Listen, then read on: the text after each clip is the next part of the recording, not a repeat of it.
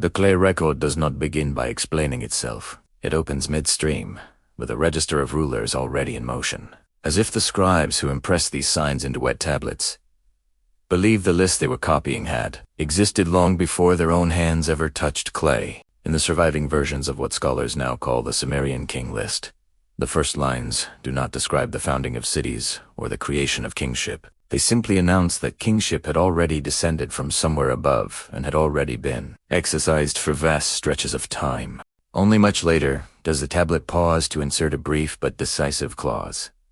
Then the flood swept over. What surrounds that sentence is where the tension lives. Before the flood clause, the rulers of cities like Eridu, Batibira, Larak, Sipa, and Shurapak are assigned reigns, not of years, but of tens of thousands of years. The scribes who copied these tablets did not annotate this shift. There is no commentary in the margins, no apology for the change in scale. The document treats both sections with the same administrative seriousness. City names are recorded, dynasties are ordered. Kingship is said to move from one city to another in a sequence that is meant to be followed, not debated.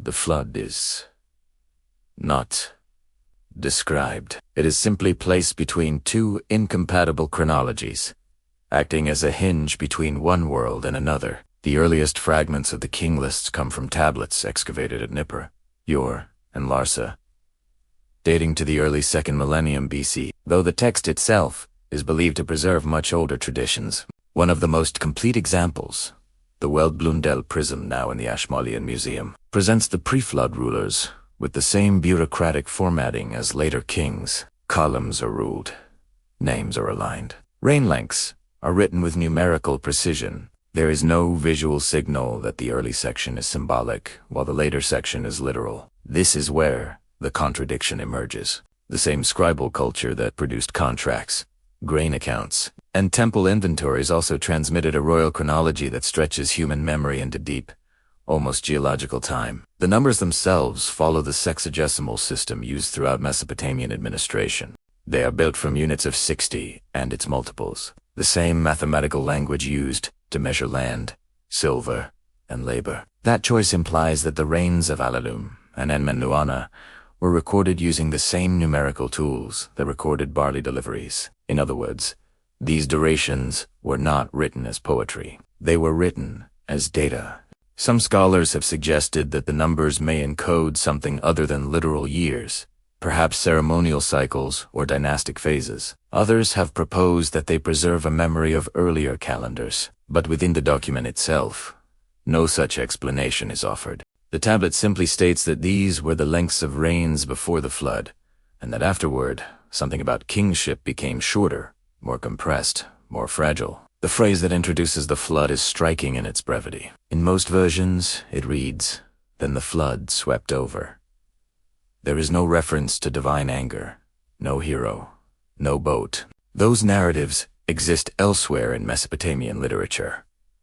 But here, in what is ostensibly a political register, the flood functions more like a line in an accounting ledger. A boundary is drawn. Everything above it belongs to a different order of time. When these copies are placed side by side, a pattern emerges. The earliest sections, those listing the pre-flood kings, are the least stable. Some tablets preserve all late antediluvian rulers.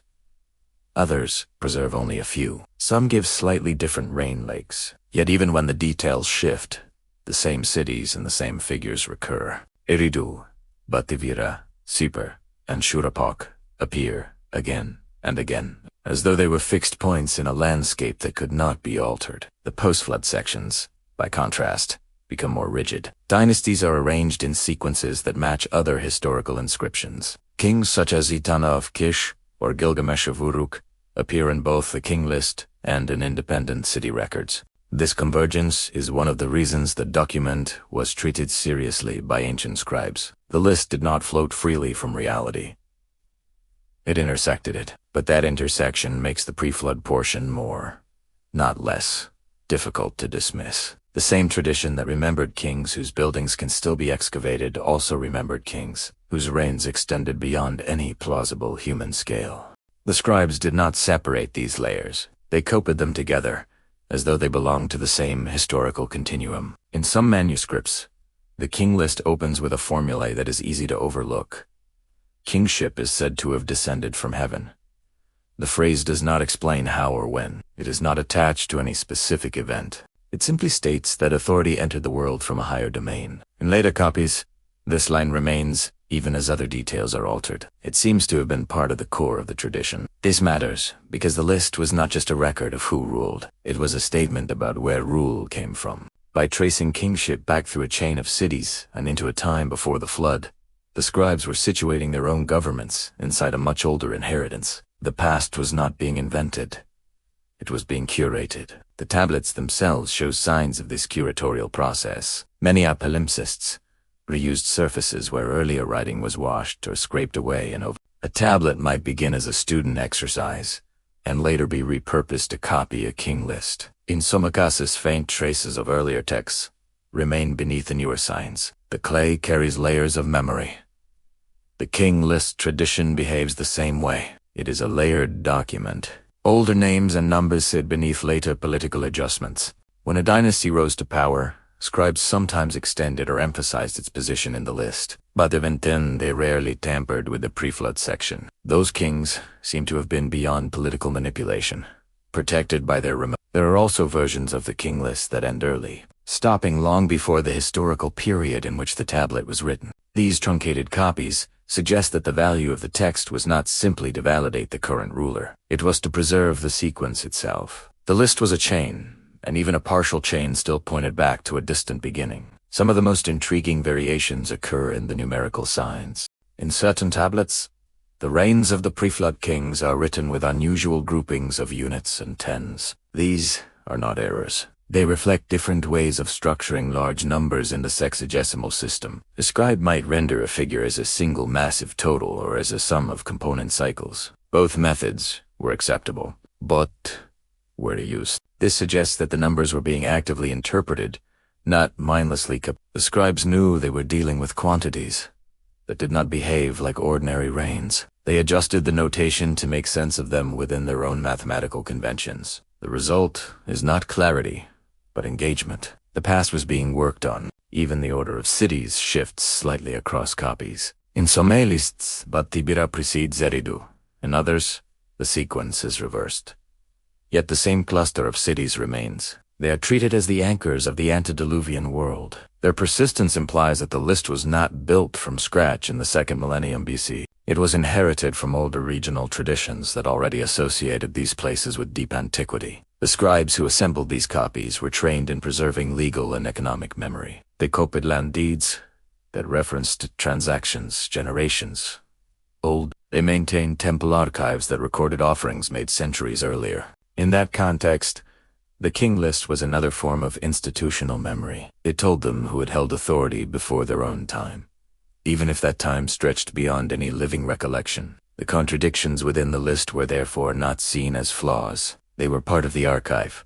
A world with kings who ruled for tens of thousands of years stood alongside a world with kings who ruled for decades. The boundary between them was marked, but neither side was erased. The king list behaves like a document that has passed through many hands without losing its core. Each generation of scribes adjusted it slightly, but none felt entitled to rewrite its beginning. That beginning, with its vast reigns and distant cities, was treated as something received rather than composed. If the earliest part of the list was already ancient when it was first written down, then what kind of memory was being preserved in those opening lines?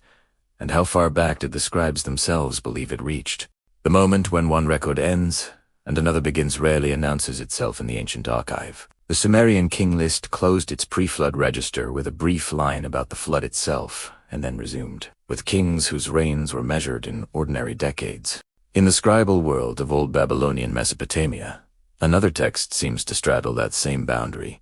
A partial cuneiform composition we now call the Eridu Genesis. This tablet survives in fragments, its upper portions missing, yet the preserved lines suggest a larger, intertwined tradition that linked the earliest memory of human beginnings, kingship, and a great inundation. The clay tablet, known to modern scholarship as the Eridu Genesis, was uncovered in the 1890s at Nippur, a city whose temple libraries yielded some of the richest archives in southern Mesopotamia. The tablet, today housed at the University of Pennsylvania Museum, is inscribed in Sumerian and dates to the Old Babylonian period, 1900 to 1600 BCE. Though the tradition it embodies may reach back further in oral form, much of the original composition is lost, perhaps two-thirds of its lines gone forever, but the surviving text is sufficient to show that it encompassed not just a flood story, but a sequence of events linking the establishment of humanity and kingship, with a deluge that interrupts and reshapes.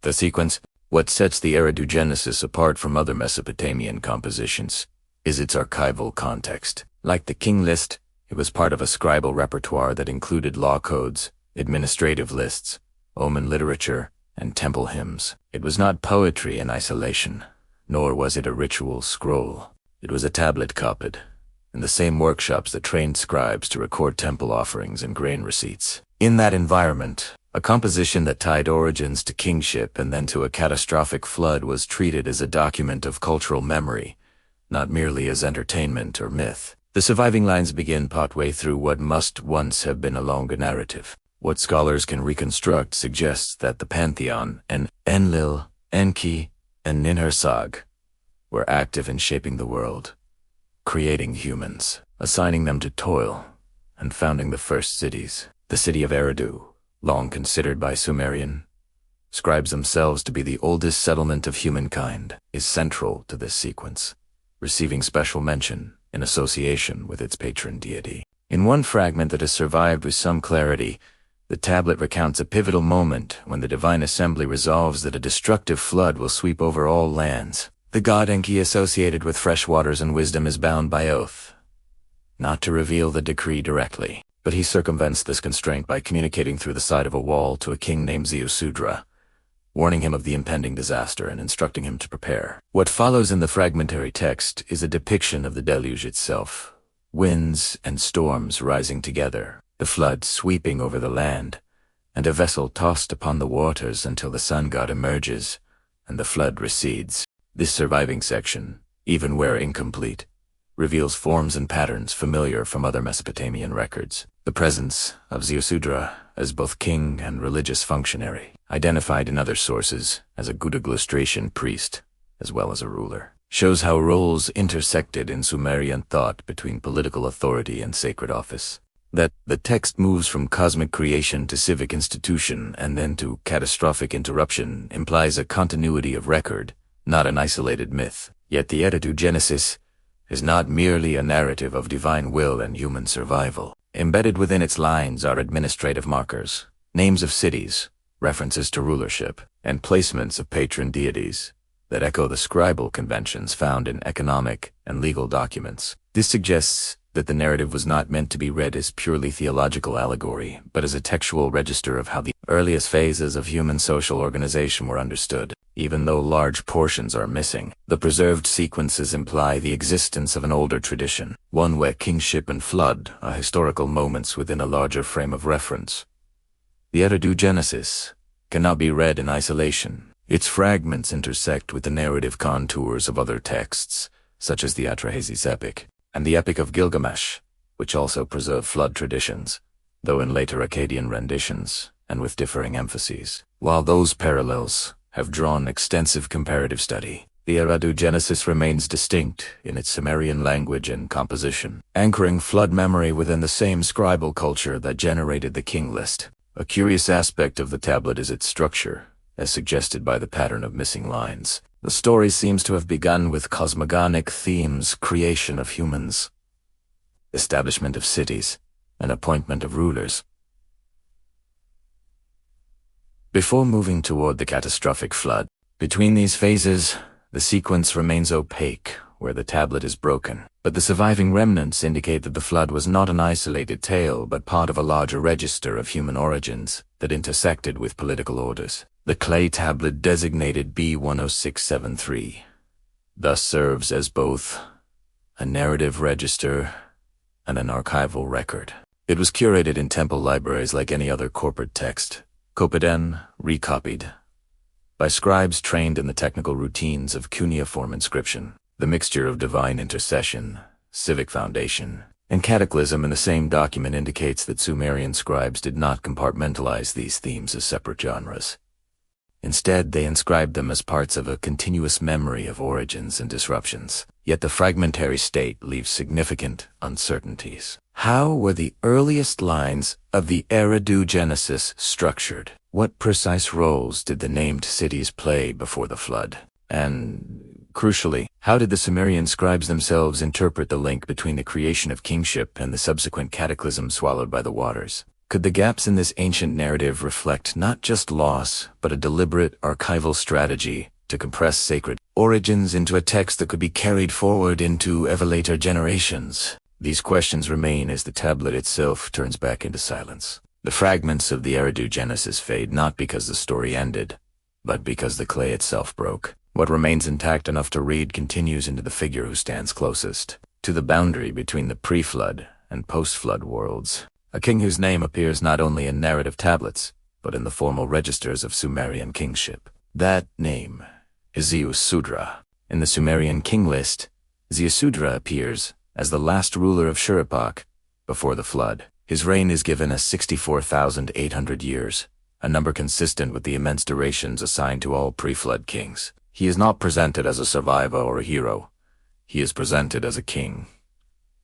His placement is administrative. He occupies a line in a political document, not a stanza in a poem. Elsewhere, in the Eridu Genesis, Ziusudra appears again. But here he is described not only as a ruler, but as a Gudog priest, a ritual or official associated with purification and sacred space. The same man who presides over a city also tends to its divine obligations. This dual role suggests that, in the world preserved by these records, kingship and priesthood were not fully separate offices.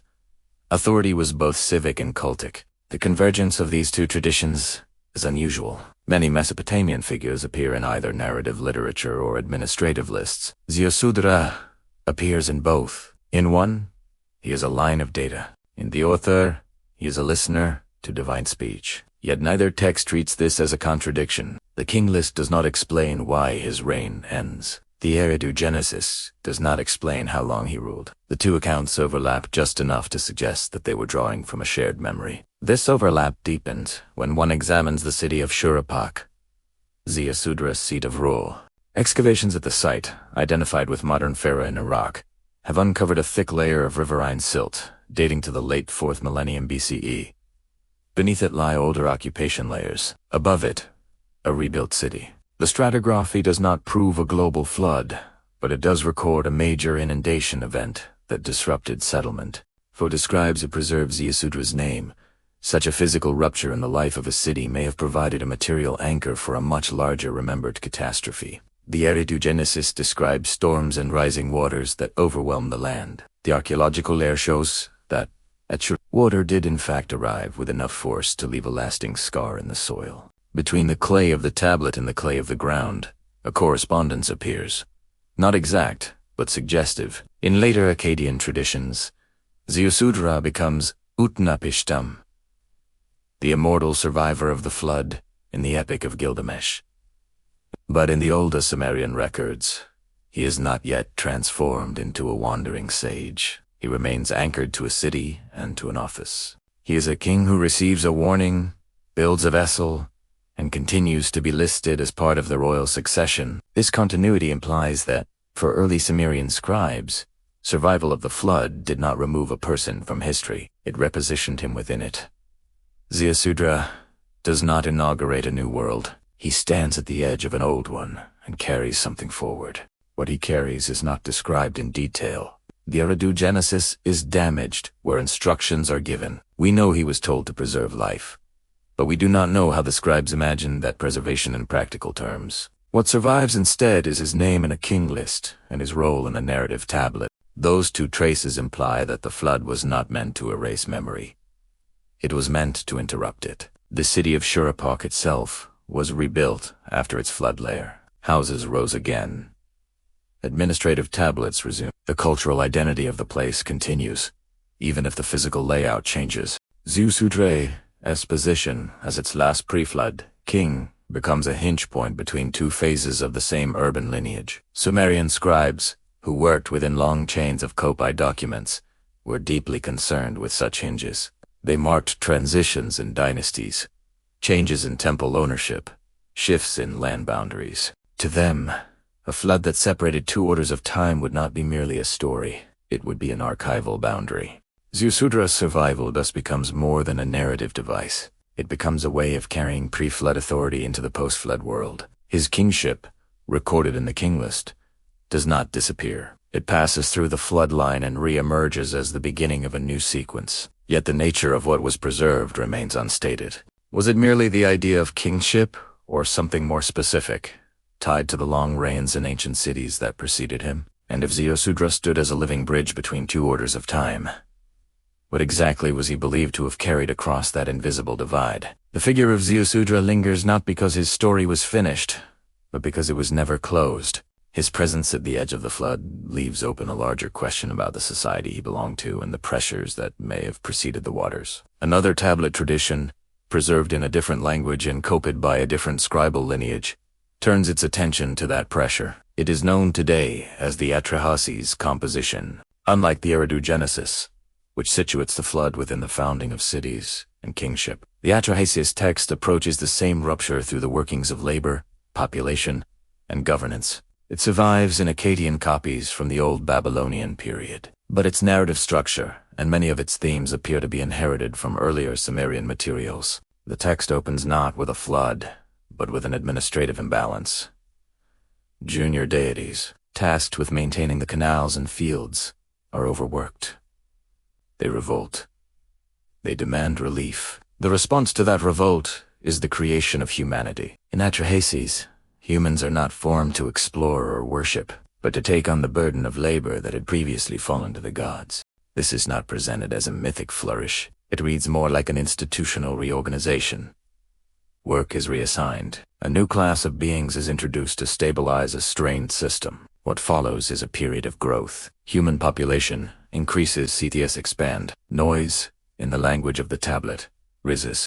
This noise is not only acoustic. It is the sound of activity, of density, of the constant friction of a crowded society. The gods, at the top of the hierarchy, begin to find this level of activity disruptive. Their solution is not immediately the flood. They attempt incremental controls, droughts, famines, plagues. Each of these measures is described as an administrative correction, a way to reduce pressure without dismantling the system entirely. Yet each time, the same figure intervenes. Atrahasis, a wise man whose name means exceedingly wise, receives warnings from Enki. He instructs the people on how to survive the imposed disasters. Wells are dug. Grain is conserved. The population recovers. The noise returns. This cycle is repeated 3 times in the tablet. Each time, a different catastrophe is introduced. Each time, it fails to achieve lasting control. The language of the text suggests a kind of bureaucratic frustration. Measures are taken. They are countered. The underlying problem remains unresolved. When the flood is finally proposed, it appears as a last resort, not a sudden act of divine anger. The decision emerges from within a council. It is the outcome of repeated policy failures. Even then, Enki attempts to preserve a remnant by speaking to Atrahasis through indirect means, much as he does with Ziusudra in the Eridu Genesis. The vessel that Atrahasis builds is not described in heroic terms. It is a functional structure, sealed with bitumen, stocked with provisions. The language used to describe its construction resembles the technical vocabulary found in building texts and shipbuilding accounts. This is not a magical object. It is a piece of applied knowledge. What makes the Atrahasis account particularly relevant to the pre-flood question is its portrayal of the world before the waters. That world is not empty or chaotic. It is densely populated, economically active, and governed by systems that resemble those of later Mesopotamian cities. Humans farm. They build, they organize, they respond to policy. In this sense, the pre-flood society described in Atrahasis aligns more closely with the administrative continuity implied by the king list than with a purely symbolic golden age. The problem is not that humanity is too primitive. It is that it has become too successful. After the flood, the text records another administrative adjustment. New controls are put in place to limit population growth. Infant mortality is introduced. Certain priestesses are made infertile. The lifespan of humans is shortened. These are not framed as punishments, but as regulations, designed to prevent the conditions that led to the flood from recurring. The implication is that the flood was not meant to end civilization, but to recalibrate it. In this way, Atrahasis presents the deluge not as the beginning of the world, but as a restructuring of its operating conditions. The same logic of inheritance appears here as in the king list. Humanity continues. Cities continue. Work continues. Only the parameters shift. For scribes who preserved this text, such a narrative would not have been read as distant fantasy. It was a record of how the world came to function as it does. It explained why humans die, why labor is necessary, why the divine and the civic are arranged in their current relationship. The flood, in this framework, is a moment when the old configuration became unsustainable. If pre-flood society in Atrahasis was already complex, already burdened by the very systems that sustained it, then the long reigns of the pre-flood kings in the king list take on a different resonance. They may not describe a timeless paradise. They may describe a world that endured long enough to reach a breaking point. Yet the tablets do not say what was lost in that breaking. They only show what was adjusted. If the flood was a corrective rather than a beginning, then what aspects of the pre-flood order were preserved quietly beneath the surface of the post-flood world, and how might those inherited structures still be visible in the records that followed? The administrative logic that closes the Atrahasis record does not disappear with the flood. It reappears, more quietly, in a later composition that treats the deluge not as an ending but as a reference point inside a longer ledger of human continuity. That composition is preserved on the 11th tablet of the Epic of Gilgamesh, where the flood enters the archive, not as a catastrophe in its own right, but as a memory reported by a living witness. Gilgamesh does not seek out the flood in order to understand the past. He seeks it because he wants to understand the limits of his own life. His journey leads him beyond the bounds of ordinary kingship, to a figure who is said to have crossed the great waters and remained. That figure is Utnapishtim, the Akkadian form of Zeus. The change of name marks a change of language, not a change of office. He is still the man who endured the flood. When Utnapishtim begins to speak, the tone of the text shifts from heroic narrative to something closer to testimony. He does not announce a myth. He recalls a decision taken in council, a warning delivered in secret, a vessel built according to precise instructions. The gods argue. Measures are discussed. Oaths are sworn. Even the coming of the flood is described in terms that resemble a mobilization, with winds, rains, and storms named like forces called into service. What is striking is not the drama of the event, but the way it is framed. Utnapishtim does not say that the world began again after the flood. He says that the gods altered the conditions under which humans live. Immortality was removed from humanity at large and confined to him alone as a special case. The rest of the population returned to the fields, the cities, and the obligations that had existed before. The flood, in this account, becomes a hinge between two versions of the same civilization. The tools of life, agriculture, construction, and law remain. What changes is the scale of time allotted to human beings. This continuity is emphasized by the setting of the dialogue itself. Gilgamesh meets Utnapishtim not in a ruined world, but in a functioning one. There are gardens, boats, and domestic arrangements. The survivor of the flood does not live in isolation. He lives within a small, ordered environment that suggests the preservation of pre-flood knowledge. The flood story told by Utnapishtim also contains a detail that rarely receives attention. After the waters recede, he releases birds to test the land. When they do not return, he knows the ground has emerged. He then performs a sacrifice. The gods gather around it. They smell the offering. They regret their decision. This sequence resembles a ritual procedure, not a spontaneous act. It implies that the practices of worship and appeasement already existed before the flood and were resumed afterward without interruption. In this way, the Epic of Gilgamesh treats the flood as a procedural event within a much older religious economy. The same gods who had accepted offerings before the deluge accept them again after it. The same social contract between humans and the divine is restored. though with revised terms. The location of this flood narrative within the Gilgamesh epic is also significant. It appears near the end of the text, not at the beginning. The story of the deluge is not foundational.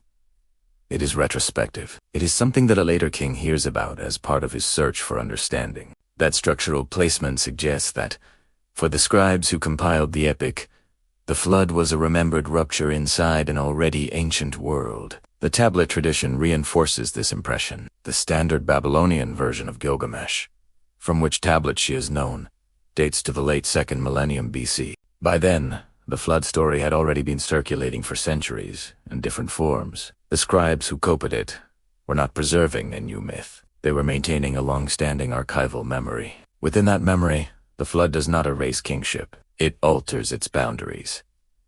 Utnapishtim, once a ruler of Shuruppak, becomes a figure outside ordinary succession. Gilgamesh, ruler of Uruk, remains firmly inside it. The two meet not as opposites, but as representatives of two phases of the same institutional lineage. The conversation between them is therefore not just philosophical. It is administrative, in a deeper sense. It concerns what can be inherited and what cannot. Gilgamesh wants the one thing Utnapishtim has that no king after the flood possesses: a lifespan unbroken by death.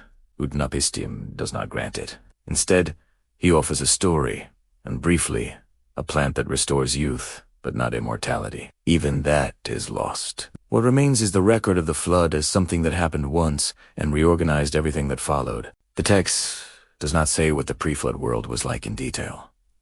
It does not need to. It assumes that such a world existed, that it had cities, kings, and gods, and that it left behind a survivor capable of telling what occurred. This assumption aligns with the logic of the king list and the Atrahasis composition. All three treat the flood as a boundary within history, not as the beginning of it. For the scribes of Mesopotamia, this boundary was not an abstraction. It was a fixed point in the past, like a dynastic change or the fall of a city. They copied it as part of their inherited archive, even though its causes and consequences remained open to interpretation. If the flood in the Gilgamesh epic functions as a remembered administrative reset rather than a total annihilation, then what exactly did the scribes believe had been carried across that boundary by figures like Ut, and how might that inherited residue still be traced in the physical layers of Mesopotamian cities that followed? The memory carried by Utnapishtim does not remain only in tablets. It lies pressed into the ground beneath the ruins of the cities whose names the scribes kept repeating. When later archaeologists began to excavate places like Shuruppak, Yor, and Kish, they did not expect to encounter a single horizon that matched the line in the king list. They expected slow change, the layered accumulation of mud brick and debris. Instead, in several sites, they found something that did not behave like ordinary decay. At Shuruppak, the city most closely associated with Ziasu, the spade cut through occupational debris until it reached a dense, sterile layer of fine silt. It contained no hearths, no walls, no pottery. It was the residue of standing water that had settled and dried. Beneath it lay one phase of the city. Above it lay another. The inhabitants had rebuilt on the same ground, but something had washed through and sealed the earlier life away. At Ur, a similar horizon was found, though deeper in the mound. Wuli, the excavator, recorded a thick band of clean clay, distinct from the refuse layers above and below it. It was not riverbank erosion. It was a deposit laid down rapidly, consistent with flooding on a scale large enough to overwhelm an urban landscape. When he reached it, he knew he had crossed a boundary that was not just architectural, but chronological. Kish, farther north, yielded its own flood deposit. Though its date did not precisely match those of Urish, the layers were not synchronized. The water had not arrived everywhere at once. The rivers of Mesopotamia do not behave that way. They rise and fall in complex patterns, driven by rains far upstream. Yet the pattern of flood deposits appearing beneath multiple early cities suggested that a period of exceptional inundation had left its mark across the region. The earth, however, does not speak in absolute terms. It records events, not their meanings. A flood layer tells us that water stood where people once lived. It does not tell us how long it lasted, how far it spread, or how it was experienced. That is where the tablets and the soil begin to form a dialogue. The scribes wrote that the flood swept over, They did not specify its depth or duration. The archaeological layers show that water deposited silt, 10 with dray. In some places, the layer is thin. In others, it is thick. The variability mirrors the way the king list places the flood as a single event that separates two orders of time without detailing its mechanics. What matters is that, in the strata, there is a visible break. Below the silt, early forms of houses and pottery appear. Above it, there are changes in layout, in building technique, in the organization of space. The cities continue, but they are not identical to what they were. The flood did not end urban life, but it altered its trajectory. This pattern resonates with the way the Atrahasis and Gilgamesh texts describe the aftermath of the deluge. Humanity returns to work. Cities are rebuilt. The world resumes, but under revised conditions. Into ground, this revision appears as a rebuilding phase, not as abandonment. In the texts, it appears as a reordering of lifespan and population. In both, continuity persists, but it is not seamless. There is also the question of what was buried. In flood deposits, fragile materials disappear. Wood, reed, textiles, and papyrus do not survive prolonged saturation. Clay does, stone does. What remains in the archaeological record is therefore skewed toward the durable. The scribes wrote on clay. Their archives, when flooded, were not dissolved. They were sealed. In some Akasis tablets were found in situ beneath flood layers, preserved by the very water that destroyed the buildings around them. This has happened in later periods at sites like Ebla and Mari, where fire or collapse sealed libraries. In a flood scenario, the same principle would apply. Water would wash away walls and roofs, but the tablets would sink and harden into the mud.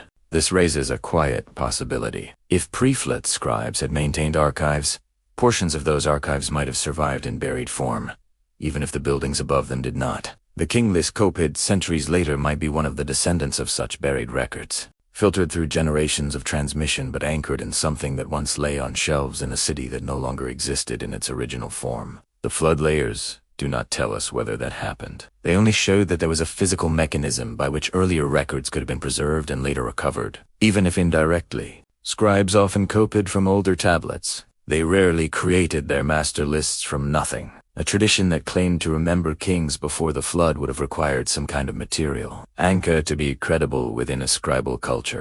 Yet the archaeological record is incomplete. Many early cities remain unexcavated or have been eroded by modern rivers. Flood deposits can be cut away by later construction. What survives is a fragmentary map of where water once stood, not a complete ledger of what was lost and what was saved. Still, the presence of those layers complicates the assumption that the pre-flood world was purely imagined. It suggests that there were real interruptions in the life of early Mesopotamian cities, disruptions large enough to be remembered long after their sediment had dried. If the soil preserves the trace of a boundary that the tablets also mark, then how do the scribes themselves interpret the relationship between the physical floods they could see in the ground and the deeper chronological break they recorded in their lists, and what language did they use to bridge those two kinds of evidence? The boundary left in the ground by water is mute. It marks where one phase of a city ends and another begins, but it does not explain how that break was understood by the people who lived above it. For that, the archive turns not to sediment, but to language. In the tablets that follow the flood, scribes do something subtle but persistent with time itself. Sumerian and Akkadian texts contain several ways to refer to what came before and what came after. These are not simple tenses. They are categories of remembered order. Words like Udi and Ige in Sumerian, or Pinu and Arku in Akkadian, can mean before and after. But in administrative writing, they also indicate precedence, rank, and legitimacy. A temple that is Iji, something else is earlier in its entitlement. A law that is Penu, another carries older authority. Time is treated as a legal property. When scribes speak of the flood, they do not say it occurred at a certain year or under a certain king. They say it happened before kingship was restored. The phrase functions like a legal boundary. Everything on one side of it belongs to a different jurisdiction of time. The pre-flood world is not dated. It is classified. This classification appears in the king list itself. The phrase introducing the post-flood kings is not simply that the flood ended, but that kingship descended again. The adverb implies that kingship had already been present. The flood did not create authority, it interrupted its exercise. The language treats the pre-flood rains not as mythic shadows, but as an earlier edition of the same institution. In some tablets, scribes reinforced this distinction by using separate headings. The pre-flood section is sometimes grouped as one unit, followed by a break. Tenta, post-flood dynasties. The break is not a blank space. It is a deliberate structural pause, a way of telling the reader that a different temporal regime has begun. In economic and legal texts, similar pauses are used when a regime changes. A land sale might be recorded as valid from the time of a certain king. A debt might be cancelled after the fall of a city. The flood is treated with the same kind of temporal grammar. It is a hinge that defines what counts as earlier and what counts as binding now. What is absent is just as telling. No tablet gives a calendar date for the flood. No scribe ties it to a specific reign or generation. It is outside ordinary chronology. This places it closer to a constitutional event than to a disaster report. It is the moment when the terms of the world were revised. This linguistic handling of time also appears in hymns and temple inscriptions. Certain sanctuaries are said to have been founded in the days before the flood. Others are described as rebuilt after the flood. The phrasing does not suggest that the buildings themselves survived. It suggests that their ritual identity did. The temple existed before, then existed again. Its continuity was not in brick, but in name and function. Scribes, trained to preserve institutional memory, would have understood this. A temple that collapses is not destroyed if its endowment, its deity, and its place in the calendar are preserved.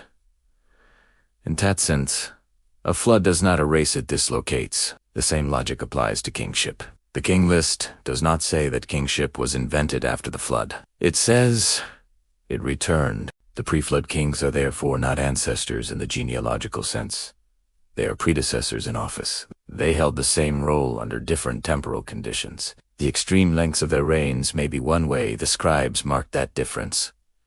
In a world before the boundary, time flowed differently. Not necessarily more slowly or more quickly, but under a different set of expectations.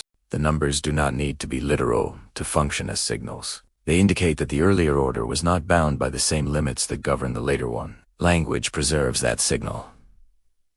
The scribes could not experience the pre-flood world, but they could mark its otherness through grammar, through numerical scale, through the way they divided their lists. This division did not fade over time. Later, copies of the king list, produced centuries after the Old Babylonian period, still preserved the flood clause. Even when political agendas reshaped the post-flood dynasties, the pre-flood section remained intact.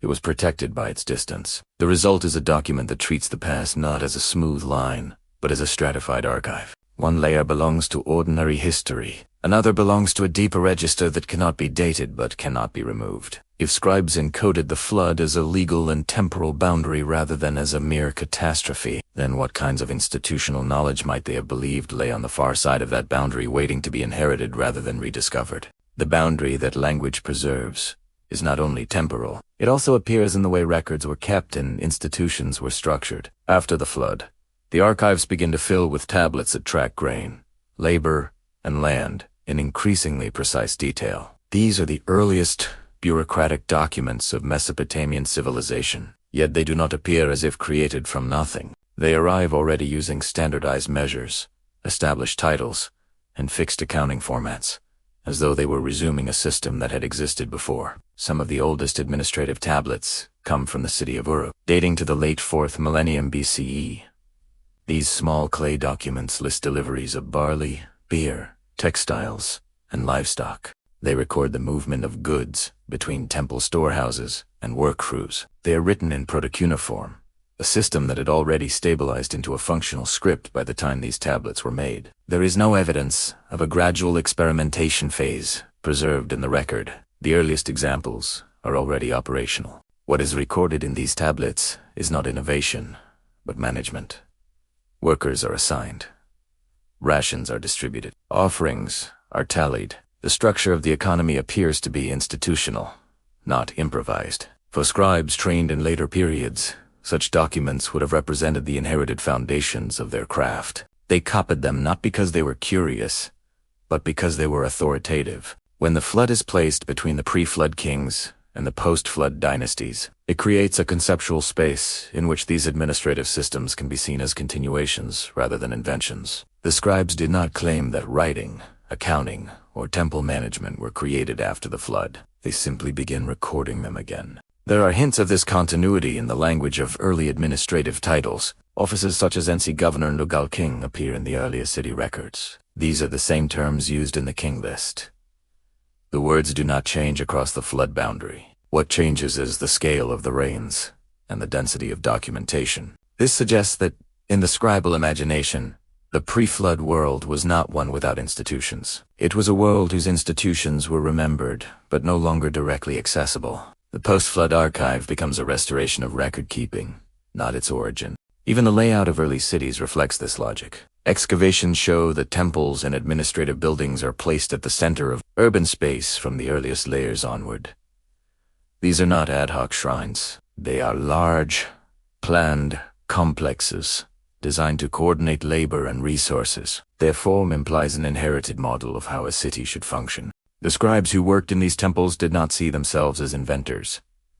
They saw themselves as custodians. Data tablets often refer to earlier decisions, earlier allocations, earlier rituals. The past is always present in their work, even when it cannot be fully reconstructed. If the flood marked a moment when the physical world of early cities was disrupted, the bureaucratic memory of those cities may have survived in more portable form. Tablets could be carried. Oral formulas could be repeated. Titles and procedures could be taught. What was lost was not necessarily knowledge, but the context in which that knowledge had originally been embedded. This makes the pre-flood kings of the king list look less like mythical giants and more like placeholders for an earlier administrative order. Their long reigns could signify stability rather than longevity. Their cities could represent centers of authority whose institutional memory outlasted their buildings. Yet the archive remains silent on how much of that memory was retained in detail. We have lists of kings, but not lists of their laws. We have names of cities, but not their full archives. The scribes preserved what they could, but the floodline still marks a deep gap. If early bureaucratic systems appear in the record as already formed, then to what extent were the scribes of later Mesopotamia copying a template that originated before the flood? And how much of that template had already been filtered through centuries of reconstruction? The administrative continuity that reappears after the flood is not limited to the management of goods and labor. It also extends into the way the heavens were observed and recorded. Long before the systematic astronomical compendia of later Babylonian scholars, Sumerian scribes were already tracking the movement of celestial bodies, not as curiosities, but as elements of an ordered framework that governed time itself. Some of the earliest astronomical references survive in Sumerian hymns and temple texts that associate specific stars with particular cities and deities. These associations are not poetic metaphors. They functioned as coordinates in a cosmic administration. A city's patron god was reflected in a fixed point in the sky, and the cycles of those stars were used to mark festivals, agricultural seasons, and ritual obligations. By the time formal star lists such as those later collected in the Mole APIN tradition were compiled, the system they described was already mature. It did not begin with observation, but with inheritance. The constellations were not named experimentally. They were received as a fixed set. The paths of the moon and the planets were not discovered. They were documented as if they had always been known. This is important because the flood texts imply that time itself was recalibrated after the waters receded. In the Atrahasis tradition, human lifespans were shortened. In the king list, reigns contracted. Yet the sky did not change. The stars still rose and set. The months still turned. For scribes concerned with continuity, celestial cycles offered a way to anchor memory across disruption. Early Sumerian calendars reflect this anchoring. The names of months were tied to agricultural and ritual events that assumed a stable relationship between the earth and the sky. Planting followed certain star risings. Harvest followed others. These correlations appear already standardized in the earliest calendars we possess. There is no record of their invention, only of their use. Sensational functioned as a kind of trans-flood archive. Even if cities were submerged and archives destroyed, the sky remained available as a reference. By linking gods, cities, and seasons to fixed celestial markers, The scribes created a system of orientation that could survive any terrestrial disruption. Some Sumerian texts hinted this deeper role. Certain hymns speak of the gods establishing measures in the heavens before organizing the world below. These measures are not described in technical terms, but they suggest that order was thought to originate above and be reflected below. Kingship, calendars, and ritual were all aligned to that celestial template. If the pre-flood world was remembered as a time of extended reigns and stable authority, the sky would have been its most enduring witness. The stars would have marked the passage of those long reigns, just as they later marked the shorter ones. In that way, astronomical records could have functioned as a bridge between two orders of time. Yet what survives in the tablets is only the later stage of that tradition. We have lists of stars, omens, tied to eclipses, and calendars of months. We do not have the pre-flood sky as it was imagined, only its post-flood reconstruction. Still, the very act of aligning earthly institutions with celestial cycles implies that scribes believed in a continuity that extended beyond any single disaster. The heavens were treated as a stable archive, one that could be consulted even when the ground had shifted. If astronomical systems were inherited rather than invented after the flood, then what deeper chronological framework might they preserve from a time when the world was measured differently? And how might that hidden framework still shape the way Mesopotamian time was counted long after the waters had withdrawn? The sky provided a stable reference, but it was the built world that carried that reference down into daily life. When Sumerian cities were raised from the alluvial plain, their layouts were not arbitrary. Temples, ziggurats, and city walls were aligned according to patterns that connected ritual, governance, and cosmic order. These alignments did not emerge gradually in the archaeological record. They appear fully formed in the earliest monumental layers, as if following a template that had already been established. At sites such as Eridu and Uruk, the earliest temple complexes were rebuilt repeatedly on the same footprint. Each new structure was placed directly over the remains of the old, preserving the orientation and sacred geometry of the original foundation. This was not a practical necessity. Builders could have shifted the plan.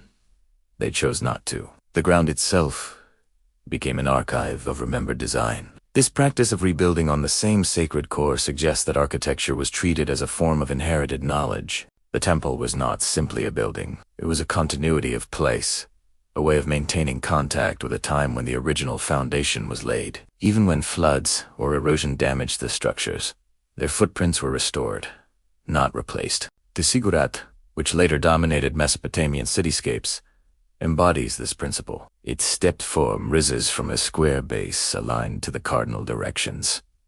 This alignment mirrors the way the sky was divided. North, south, east, and west were not only spatial markers, they were part of a cosmological grid. By anchoring temples to this grid, builders inscribed the order of the heavens into the soil. The earliest examples of such alignment appear very early in Sumerian history. By the time we have clear archaeological layers at Uruk, the major sacred buildings already follow this pattern. There is no evidence of experimentation. The geometry is consistent. This implies that the knowledge of how to orient a sacred structure preceded the buildings we can excavate. Flood layers complicate this picture. In cities like Ur and Kish, the silt deposited by inundation cuts across earlier construction. When rebuilding occurs, the new foundations are often set directly into that flood layer. The builders do not attempt to erase the flood. They incorporate it into the sacred axis continues through the waterlogged clay. In this way, architecture becomes a physical expression of continuity through disruption. The flood does not reset the plan. It becomes another layer beneath it. The temple stands again where it always stood, even though the ground beneath has changed. This practice mirrors the way the king list and other texts treat the pre-flood world. The flood marks a boundary, but it does not erase what came before. It is absorbed into the ongoing structure of memory. Some Sumerian building inscriptions reinforce this idea. Kings often describe themselves as restoring ancient temples, not founding new ones. They claim to follow the plans of earlier rulers. The phrase, according to the ancient design, appears in several inscriptions. This language suggests that architectural knowledge was believed to be inherited from a distant past. If that past included the pre-flood world, then the act of rebuilding a temple after a flood would have carried a deeper meaning. It would not only be a practical response to damage, it would be a reenactment of continuity. a way of re-establishing the connection between present authority and an older order of kingship. The ground beneath Mesopotamian cities is therefore not just a record of destruction. It is a layered document of preservation. Each rebuild carries forward a memory of what stood there before, even when that memory reaches beyond the floodline recorded in the tablets. Yet architecture, like language and astronomy, can only preserve patterns, not explanations. We can see that the same orientations and layouts were repeated, but we do not know how much of the original meaning attached to them survived. If the builders of post-flood cities believed they were restoring a pre-flood design, then what concepts of sacred space and authority were they attempting to recover? And how might those lost blueprints still be shaping the cities we excavate today? The repeated restoration of sacred space carried with it another form of continuity, one that was less visible in brick and more deeply embedded in the way numbers were used to define the world. Sumerian mathematics did not arise as a tool for abstract calculation. It emerged as a language for measuring fields, rationing labor, and dividing time. Yet from its earliest surviving tablets, this numerical language appears already structured, already standardized. The basic system that dominated Mesopotamian calculation is present in the earliest economic records from Uru. Grain rations are counted in units that divide cleanly into 60s. Work assignments follow the same ration. This is not a system that grows gradually. It appears complete. For scribes trained centuries later, it would have seemed as if the principles of calculation had always existed. This numerical continuity intersects quietly with the pre-flood tradition. The immense reigns of the early kings in the king list are expressed not in arbitrary numbers, but in exact multiples of 60, 600, and 3,600. These are not poetic exaggerations. They are the same units used to measure land and silver. The pre-flood past is thus encoded in the same mathematical grammar as the post-flood economy. If those numbers were intended to signal a different order of time, they did so using inherited tools. The scribes did not invent a special notation for antediluvian history. They applied the same reckoning that governed their own world.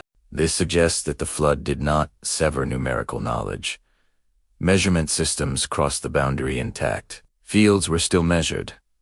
Work was still time was still divided into months and years, even if their scale was perceived differently. Some early metrological tablets hint at a deeper lineage. They list standard units without explaining their origin, as if they were copying a template. A length, a weight, a volume is given as a fixed value. There is no derivation, only a statement of equivalence. For scribes, these units were inherited facts, not discoveries. In a world where floods could erase landmarks and walls, numbers offered a portable form of stability. A cubit remained a cubit. A shekel remained a shekel. These constants allowed rebuilding to follow an older order, even when the physical reference points were gone. If the pre-flood world was remembered as one of extended reigns and stable authority, then the mathematics that described it would have been part of that stability. The same units that measured a king's domain could measure a farmer's field. In this way, abstract numbers became carriers of institutional memory. Yet the tablets do not tell us how these systems were first established. They only show that, by the time writing appears, they are already in place. The flood, in the textual tradition, did not introduce new units. It marked a shift in how those units were applied to human life. If mathematical order survived where cities fell, then what other forms of technical knowledge might have been carried through the flood as inherited systems rather than newly created ones? The stability of numbers finds its counterpart in the stability of rules. As soon as the post-flood world reappears in the tablets, it is governed not only by kings, but by contracts, obligations, and penalties. The earliest legal documents of Mesopotamia do not read like the beginnings of a new system. They read like the continuation of one already assumed. Clay tablets from the early dynastic period record land sales, marriage agreements, and loans with fixed interest. The formulas are already standardized. A property is described by its boundaries. Witnesses are named. Oaths are sworn before specific gods. There is no hint that these procedures are experimental. They appear as inherited protocols.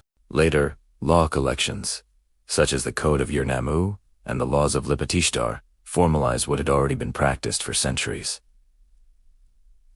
They do not claim to invent justice. They claim to restore it. Kings present themselves as stewards of an older legal order, charged with maintaining balance rather than creating it. This language of restoration echoes the way kings describe rebuilding temples. The law is something that existed before the current reign, It is something that can be damaged and must be repaired. In the sense that justice itself is treated as a pre-existing structure. The flood tradition casts a long shadow here. If the world before the flood was a time of extended rule and institutional stability, Tente post-flood laws could be understood as fragments of that earlier order, adapted to shorter lives and denser populations. The need for written contracts may have increased, but the idea of obligation did not need to be invented. Some Sumerian legal formulas refer to ancient custom rather than royal decree. They use phrases that translate roughly as according to what has always been. This kind of wording suggests that the authority of the law did not rest solely on the king who enforced it. It rested on continuity. Even when punishments are severe, they are framed as proportional, as restoring equilibrium. A broken bone demands a broken bone. A stolen field demands restitution. These principles do not shift across dynasties. They persist, much as the units of measure persist. If the flood marked a break in the world, it did not erase the expectation that actions have consequences. That expectation appears embedded in the earliest legal texts we possess. It may have been one of the forms of knowledge that survived the waters. Yet the archive remains incomplete. We have no pre-flood law tablets. We have only the claim, implicit in later documents, that order existed before as it exists now. The scribes did not explain this. They assumed it.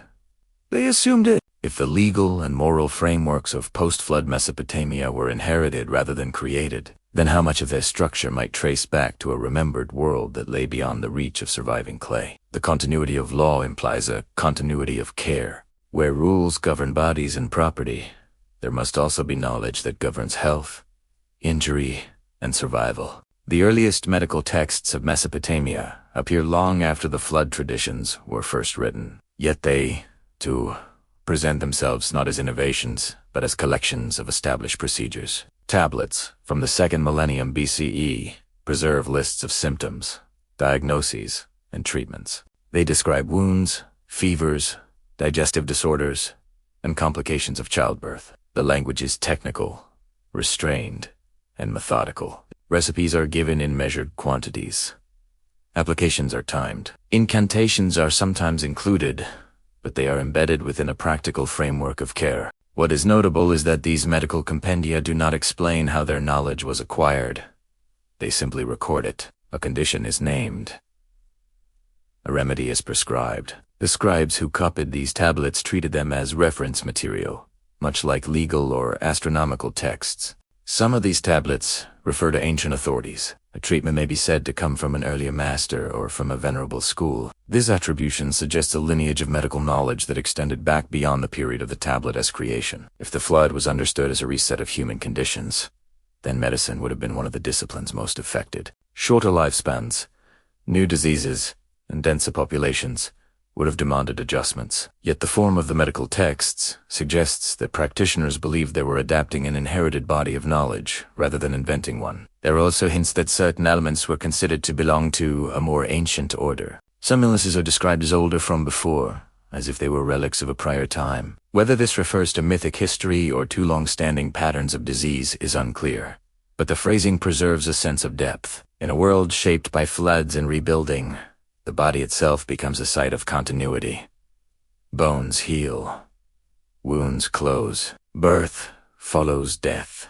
Medical knowledge, like law and mathematics, serves to stabilize that cycle. The scribes who recorded these treatments did so in the same script that recorded kings and grain. For them, the maintenance of health was part of the same inherited order that governed cities and calendars. If even the care of the human body was framed as a tradition passed down through time, then how might the memory of a pre-flood world have been preserved not only in clay and stone but in the accumulated practices of survival themselves? The persistence of healing practices leads quietly into the persistence of ritual. In Mesopotamia, medicine and worship were never fully separate. The same tablets that list remedies also invoke deities whose names appear in temple hymns. This overlap is not accidental. It reflects a worldview in which health, order, and divine favor were part of the same inherited system. Temple archives preserve hymns that describe how gods established the proper functions of the world before humans were even fully formed. In these texts, illness is often framed as a disruption of cosmic balance, and healing as its restoration. These are not metaphors. They are statements of how reality was understood to operate. Some hymns speak of temples being founded in a time before calamity, then being restored afterward. The flood is rarely named directly, but the implication of an earlier age of harmony remains.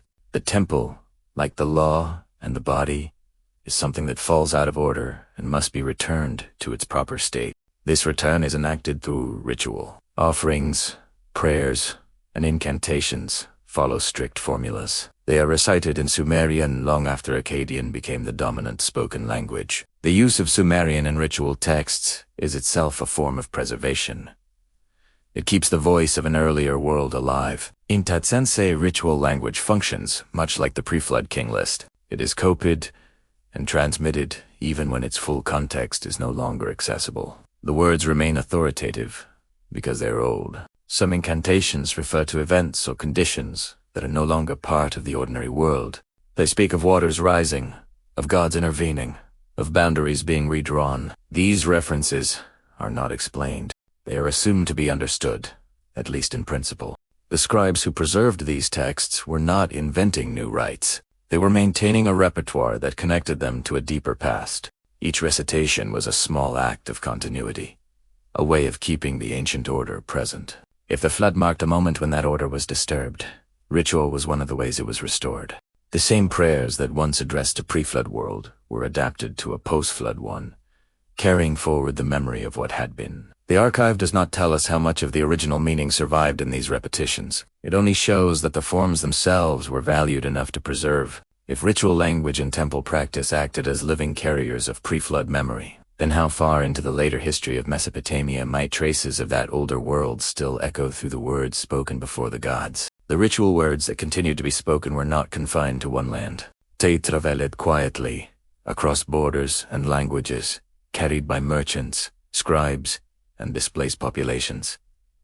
In the centuries after the earliest Sumerian cities rose and fell, flood stories and the memory of a world before catastrophe appear again in regions far from the southern Mesopotamian plain, in the archives of Akkad, Babylon, and Assyria. Versions of the flood narrative persist, adapted to new dialects and new political orders. The names change.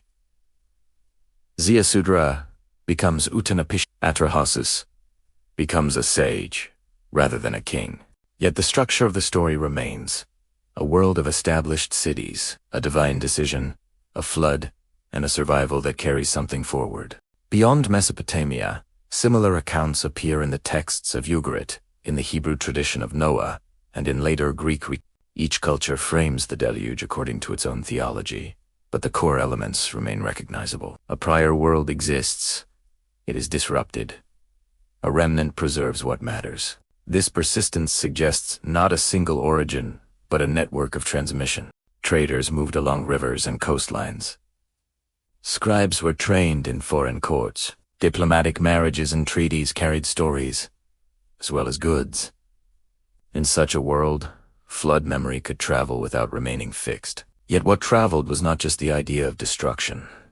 It was the idea of inheritance. In each version, the survivor does not emerge into emptiness. He emerges into a world that must be rebuilt according to older patterns. The Sumerian emphasis on kingship, law, and ritual echoes faintly in these later traditions. The Hebrew Noah preserves animals and family. Utnapishtim preserves knowledge and ritual. Deucalion preserves the seed of humanity. The details differ, but the underlying logic of continuity remains. This logic may reflect a shared response to regional flooding events that were experienced as well, but it also reflects a deeper narrative habit, the tendency to treat civilization as something that survives through memory rather than being created anew. For the Sumerian scribes, whose texts stand at the earliest written horizon of this tradition, that habit was encoded in clay. Their flood stories do not celebrate novelty. They mark a rupture that leaves behind fragments to be gathered again. As these stories traveled, they carried with them the quiet assumption that the most important things in a society are not invented, but preserved. If flood memory could spread across cultures while retaining its core shape, then what does that suggest about the nature of the original tradition in Mesopotamia, and how much of it might still be hidden within the variations we see today? The movement of flood memory across cultures does not dilute it. In many ways, it sharpens its function. As the story travels, it sheds local detail and retains what is essential. The sense that something was once whole, then broken, and then carried forward in fragments. In Mesopotamia, those fragments were not only stories, they were tablets, temples, offices, and titles. The scribes who maintained the archives of later cities were acutely aware of this fragility. Their libraries were not casual collections. They were carefully curated spaces, where older tablets were copied, repaired, and sometimes ceremonially buried. A broken tablet was not discarded. It was a damaged witness. Some archives contained tablets from much earlier periods, preserved long after their original script had become archaic. These older tablets were difficult to read, yet they were kept because of what they represented. They were traces of an earlier voice. This practice of preservation suggests that memory itself was an institutional responsibility. To forget was to lose part of the world. To remember was to maintain its continuity. The flood traditions fit naturally into this ethos. They explained why memory was incomplete. They provided a reason for the gaps. The world had not always been as it was now, and the archive bore the scars of that change. In this light, the pre-flood kings of the king list are not anomalies to be explained away. They are placeholders for a time that the scribes believed had existed but could no longer be fully accessed. Their long reigns and distant cities stand at the edge of what could still be recorded. The scribes did not attempt to smooth over this edge. They left it visible. They allowed the contradiction between pre-flood and post-flood time to remain. That contradiction was part of the truth as they understood it. Civilization, in this view, was not a straight line. It was a memory that survived breaks. If the archive itself was shaped by a recognition of loss, then how much of what we call early Sumerian history is actually a reconstruction built from fragments rescued from a deeper, partially erased past? The recognition of loss eventually brings the archive to a quieter question. What happened when the memory of the earlier world could no longer be fully sustained? Mesopotamian records do not describe the end of pre-flood knowledge as a single moment. They describe it as a gradual thinning, a process in which authority became more localized and history became shorter. In the centuries after the earliest dynasties, the king list begins to change in character. The later sections grow denser with names, shorter reigns, and overlapping claims. Cities rise and fall more rapidly.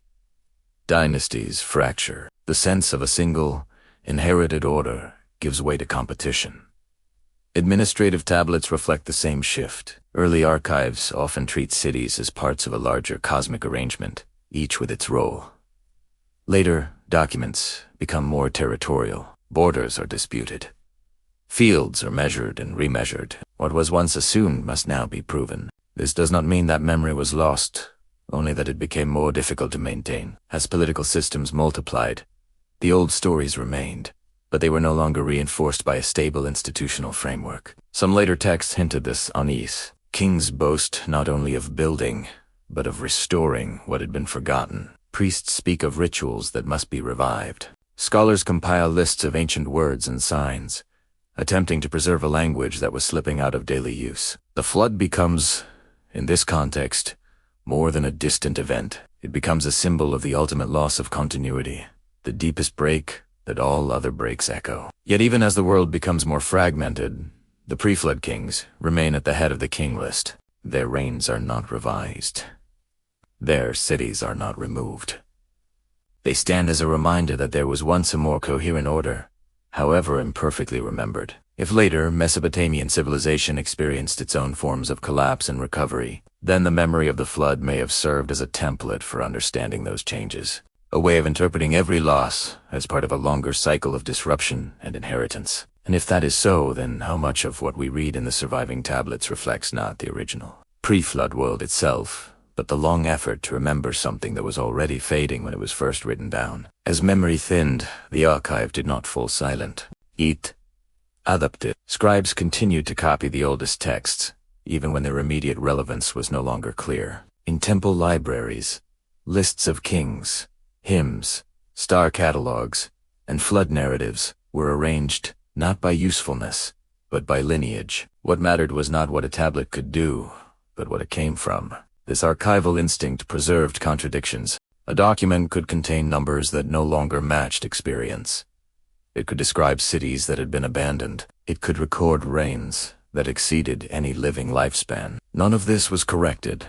The value of the text lay in its age. In this environment, The pre-flood section of the king list functioned as a kind of foundation stone. It anchored the entire sequence of rulers to a moment beyond memory. Everything that followed was measured against it, even if it could not be fully understood. The flood, then, was not only a past event, it was a structural feature of how history itself was organized. It created before that could not be accessed directly, and then after that was defined by its distance from that origin.